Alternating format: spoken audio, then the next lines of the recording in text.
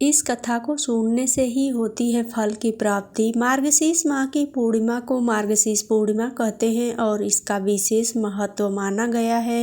इस दिन भगवान विष्णु का पूजन किया जाता है। हिंदू धर्म में पूर्णिमा तिथि का विशेष महत्व माना गया है।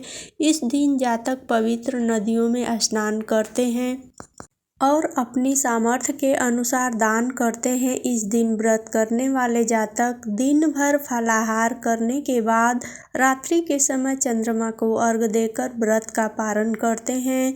पूर्णिमा के दिन चंद्रमा की पूजा बहुत ही महत्वपूर्ण मानी गई है। कहते हैं कि इस दिन चंद्रमा का पूजन करने से व्यक्ति को मानसिक कष्टों से छुटकारा मिलता है और भगवान विष्णु की कृपा बनी रहती है।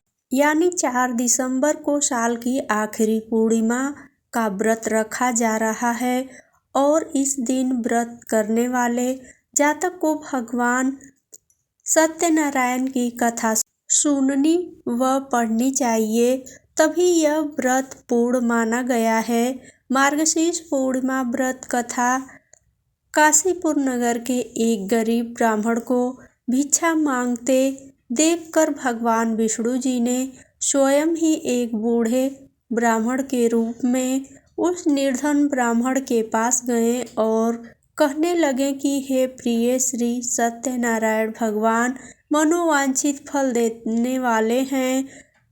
तुम उनका व्रत पूजन करो, जिसे करने से मनुष्य सब प्रकार के दुखों से मुक्त हो जाता है। इस व्रत में उपवास का भी अपना महत्व है, किंतु उपवास से मात्र भोजन न लेना ही नहीं समझना चाहिए। उपवास के समय हृदय में यह धारणा होनी चाहिए कि आज श्री सत्यनारायण भगवान हमारे पास ही विराजमान हैं। अतः अंदर व बाहर शुचिता बनाए रखनी चाहिए और श्रद्धा विश्वास पूर्वक भगवान का पूजन कर उनकी मंगलमयी कथा का श्रवण करना चाहिए। श्री सत्यनारायण की कथा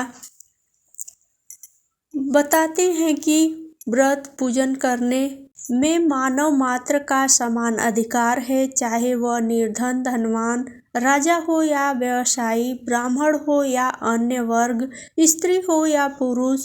यही स्पष्ट करने के लिए इस कथा में निर्धन ब्राह्मण, गरीब लकड़हारा राजा, कुल्हामुख धनवान व्यापारी, साधु वैश्य, उसकी पत्नी लीलावती, पुत्री कलावती, राजा तुंगध्वज एवं गोपगढ़ों की कथा का समावेश किया गया है।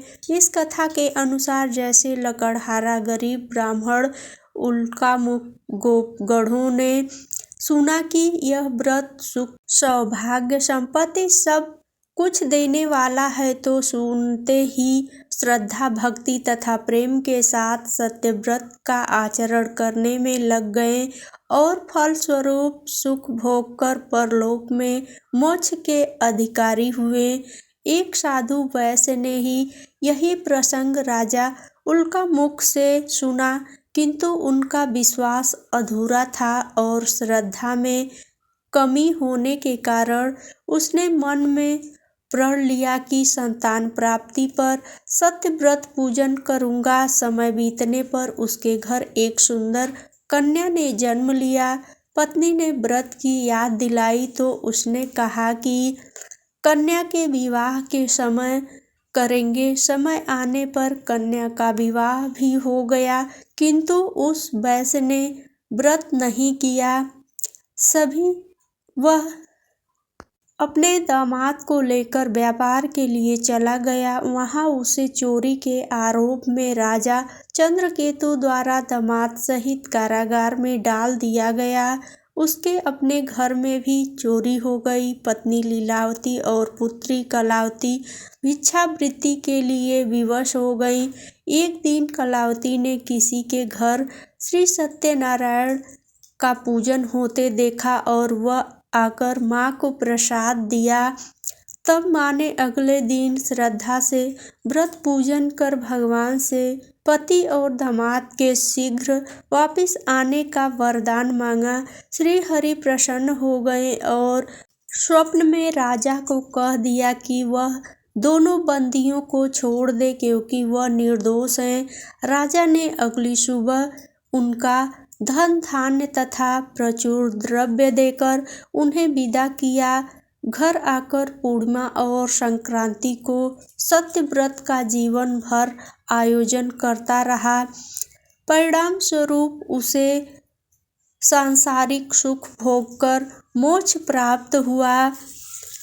इसी प्रकार एक बार राजा वृषध्वज ने वन में गोपगणों को श्री सत्यनारायण भगवान का पूजन करते देखा, किंतु अपने अभिमान की वजह से राजा न तो पूजा स्थल पर गया, न दूर से ही प्रणाम किया और न ही गोपगणों द्वारा दिया प्रसाद ग्रहण किया। परिणाम यह हुआ कि राजा के पुत्र, धन धान्य, यश, गजादि सब नष्ट हो गए। राजा को फिर से आभास हुआ कि विपत्ति का कारण सत्यदेव भगवान का निरादर है। तब उसे बहुत पश्चाताप हुआ। वह तुरंत वन में गया और गोपगणों को बुलाकर उसने सत्यनारायण भगवान की पूजा विधि पूछी और बाद में पूजा की भी।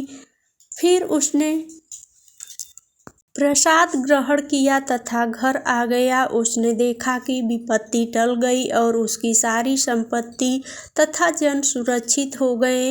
राजा प्रसन्नता से भर गया और अपना सर्वस्व भगवान को अर्पित कर दिया। यहाँ दी गई सभी जानकारियाँ सामाजिक और धार्मिक आस्थाओं पर आधारित है। इसके लिए संध्या विश्वशील चैनल इसकी कोई भी पुष्टि नहीं करता है। विशेष जानकारी के लिए किसी एक्सपर्ट की सलाह अवश्य लें। वीडियो थोड़ी सी भी पसंद आई हो तो लाइक शेयर जरूर करें। वीडियो देखने के लिए धन्यवाद।